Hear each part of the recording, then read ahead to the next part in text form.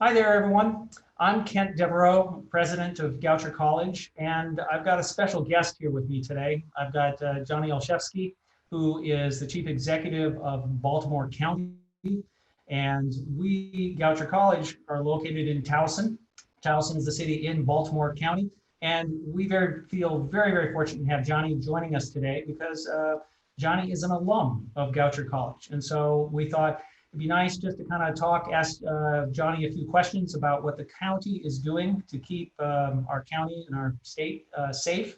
And since we're located in Baltimore County, it's incredibly important for us to be working together, both the college and the county. So Johnny, thanks for joining us today to kind of help, talk to our parents and students and what's going on. Sure thing, Kent. Yeah, it's a real pleasure, and it's been really fun and an honor to be able to work with you as as an alum of Goucher, and to have this role where we're in the same jurisdiction now, working together. So thanks for your partnership, and thanks for having me on today. Well, great. So Johnny, as you know, we've got students coming from 40 different states across the United States, 38 different countries. This year, our international students are not going to be joining us because of the pandemic, but we expect many of our students from 40 states across the United States are going to be joining us here in Towson. So Baltimore County is the largest jurisdiction in the Baltimore metropolitan region, with nearly 850,000 residents and major hospitals and medical centers. You've got institutions of higher education like us in the county. You've got federal agencies. So how have you approached the whole COVID pandemic?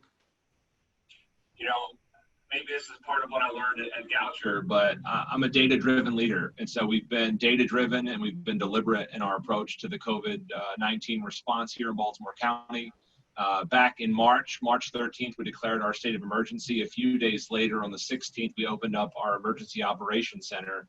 And it's been interesting because, we're used to dealing with floods and hurricanes and other natural disaster type challenges from our EOC. But we've really had to change the paradigm. And normally it's open for a few days at a time, but now we've been open for several months. And it's been operating entirely virtually. And we've had to think about how do we manage our workforce and support our frontline workers? How do we leverage technology to connect people? But I'm proud of how we've managed this storm together. We have repurposed, for example, I created the first ever county stat team here in Baltimore County. It was a county stat team. Now they're a COVID stat team. And we track everything from personal protective equipment, which we give to both our employees, but also vulnerable locations like our nursing homes. We track hospitalization rates, which currently are among the lowest we've seen since this pandemic started. We track our positivity rate for tests, which in Baltimore County, it's now around 6%, which is lower than the state average. It's the lowest of all the major jurisdictions in the Baltimore area. And so, we're taking slow and deliberate steps. We've instituted what once were twice a week calls. They're now weekly calls with our hospital leaders to make sure that we're looking at things like hospital and surge capacity. And we've had no issues in the Baltimore area with capacity in our hospitals. We've sought out public and private partnerships. BD Health Diagnostics, which is in Sparks, just north of Towson, we'll be entering into a partnership with them to provide additional testing for county residents and students. We have brought the Community College of Baltimore County to the table to create a contact tracing program. But we really stood up the infrastructure in that time where we are providing the PPE, we are testing all of our residents and driving down our positivity rate. And then we're also hiring and training contact tracers so that we understand once someone has the virus, they're able to be quarantined and isolated to help drive down spread. And so we've seen encouraging numbers on hospitalization, on positivity, because we're taking these slow and deliberate steps, not just in terms of setting up the infrastructure, but also we've been slow and measured in terms of our reopening decisions here in Baltimore County. So we're moving slowly. We're being guided by health and science and data, because the last thing we want is another outbreak. But I'm really proud of the efforts we've been making, both on the governing side, but also just meeting the need. We're approaching 3 million meals delivered, for example, out there. We've set up partnerships for our small businesses, for our artist community, supports and grants. And so we've really tried to be active throughout all of this. And we're going to continue that approach in the days, weeks, and months ahead. Well, I noticed that you've been very cautious, very data-driven as we've kind of opened up, being very careful to, at times, being very measured in terms of how you approach this. So right now, what are the current restrictions in Towson and in Baltimore County for residents? Yeah, so in Maryland, the governor actually gives local jurisdictions the ability to be more restrictive than the state as the state decides to reopen. When Maryland began the recovery and the reopening process, we actually did slow down and not follow as quickly because I wanted to make sure that we had all those critical pieces in place about testing, contact tracing, personal protective equipment. So we actually slowed down originally, which I think has benefited us long term. We're currently in alignment with the state's reopening. The state is in phase 2 of its reopening plan under Governor Hogan. And because we've done that work, we've been able to follow it. I mentioned how we're leading the region on things like the positivity rate in a good way. And so, you know, a lot of the restrictions that are still in place deal with large gatherings, capacity limits. So retail, for example, is currently open, but it's at 50%. You know, our restaurants will just be opening up inside for the first time this week. But we've in Baltimore County have been largely supportive of finding ways to be creative and think outside the box. So for example, we've allowed restaurants to have a larger outdoor footprint, knowing that outdoor activities are safer than indoor. We've not only allowed them to expand their footprint on their properties, but for example, this weekend will also be the first time we've closed down streets in Towson to allow the streets to actually be additional dining venues for our restaurants and bars. So we are trying to use the science to not only drive our decision making about what is or isn't, but also to say we know that, for example, being outside is safer than being inside. So how can we as a government be supportive of those efforts? So we're just now moving into a phase here in Maryland, and we're following it where bars, restaurants, gyms, nail salons, barber shops are just now opening up. They've been closed for a very long time. But a lot of the large scale activities, so the movie theaters, you know, large gathering places, large events are still restricted, and I think wisely so. But the places that are open inside, there's restrictions in terms of capacity. So for our retail establishments, for the inside dining, we're talking, you know, like 50% capacity, what typically is. So you do have that social distancing. There are requirements for staff to wear masks, and ultimately local government is what's enforcing those regulations that are being promulgated by the state. And we have a whole social distancing task force that is being run out of our EOC that I mentioned earlier. That includes our health department, fire marshal, police department, and public safety. So we're really all at the table working at this together. Again, with the thought and the plan to be, how do we open up as quickly, but also as importantly, as safely as possible. And we've been taking those slow, measured approaches, letting the data help drive when and how far we go. Mm-hmm. So I imagine now as we go into this next phase, as we're starting to open up, you're going to be looking at a lot of data to make sure that you're not going too fast, not going too slow, kind of balance that safety with the economic needs of people getting back to work. So what are the kind of decisions you're looking at? What are the metrics, or what are the key things that you're really looking at to say we can loosen up restrictions, or we need to kind of tamp it down? Sure. Well, Johns Hopkins says that we should be looking for a positivity rate between 2% and 12%. As I mentioned, we're at about 6%. And we've been driving down that rate regularly over the past couple of days and weeks. And so we're looking at that as a key indicator for our progress and our ability to continue opening up. We obviously are looking at hospital capacity, continuing our weekly calls, and monitoring the beds that are available, the ventilators. We have not had a capacity issue again in the Baltimore area. Actually, you know, and relative to other parts of the country, Washington, D.C., the suburbs there have seen the larger increases than Baltimore, because there was a point at which where a few folks were actually being moved to Baltimore hospitals from the Washington, D.C. suburbs, but they have gotten their numbers back down. We certainly have a lot of capacity, which is a good thing. It means people aren't getting sick to a point of needing to go to the hospital, even if they catch the virus. So, you know, we're going to keep looking at those data. We're going to look at testing availability, which is only increasing. I mentioned our partnership with BD here in Baltimore County. The state is opening up more tests for testing. We have test sites throughout Baltimore County testing all days of the week. There's no requirement for a doctor's orders. Actually, our health officer, Dr. Gregory Branch, has said, I'm the doctor for Baltimore County. So whether you're a student or a resident, you can go online and get a test. We actually have ways for them to be free if people don't have access to it otherwise. We're seeing private vendors like CVS's and other pharmacies open up and do their own testing in addition to what we're offering. So testing is significant. I don't think that's going to go backwards. I think we're going to only see increases there. We're measuring PPE, as I mentioned, our COVID stat team. We're making sure that our employees and that those partners that were, who are high at risk have access to PPE. Our contact tracers are on board.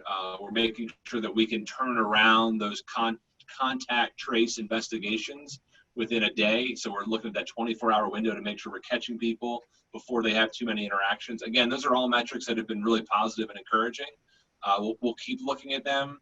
And what we've done by putting the things in place to align with the state is that we are now avoiding any confusion.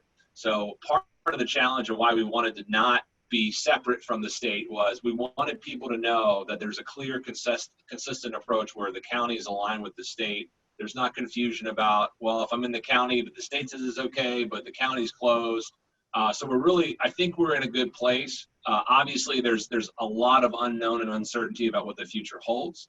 But in terms of the things that we know we can control, we're doing a good job. And we certainly hope there isn't a spike. And we're doing all that we can to avoid that, to keep the curve pushed down and to keep people safe moving forward, including returning to the school campus. That's great. That's great. So let me ask you another question. That's, I think the question is in the back of mind of any parent. I know it would be in my mind if my son, fortunately, has finished college and is out in the workforce. But if I was sending my son on to college, I'd be curious about this. We know that the coronavirus has impacted young people a lot less, and they're a lot less susceptible to the virus. But it's a very unknown, it's a novel virus, it's a new virus. So there's still a lot we don't know about. And there are times where there's a serious reaction from somebody who's, in that 18 to 28-year-old. So in the 1 in 1,000 chance that someone comes down with a serious reaction here, can you talk a little bit more about, for people who might not be familiar with Baltimore County, what are the medical facilities? We're kind of uniquely positioned that way. We have very, very deep resources in the county, and I think it would reassure parents to know that the kind of medical facilities we have here, just in Towson and in Baltimore County in general. Yeah, so I guess I'll reiterate that first of all, we're doing all that we can to help minimize the number of people who contract the virus in the first place. But in the unfortunate event that people do get it, and that it is serious enough that they have to be hospitalized, not only do we coordinate with our hospitals regularly, and not only is there capacity, but we have some of the best hospitals in the world in the greater Baltimore area. So, Johns Hopkins Hospital, which is in the city, but provides outpatient services in Baltimore County, having access to Hopkins, it is a world-renowned medical institution, and they are right here in the Baltimore area. GBMC in Towson is one of the best community hospitals in the state. University of Maryland Medical System, St. Joseph and Towson are also part of that Hopkins system.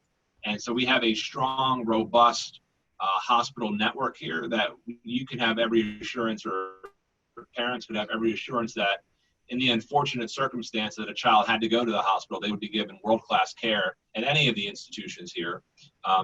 We pride ourselves on the culture and the infrastructure we have around the medical community. Is one of our largest employers here in Baltimore County.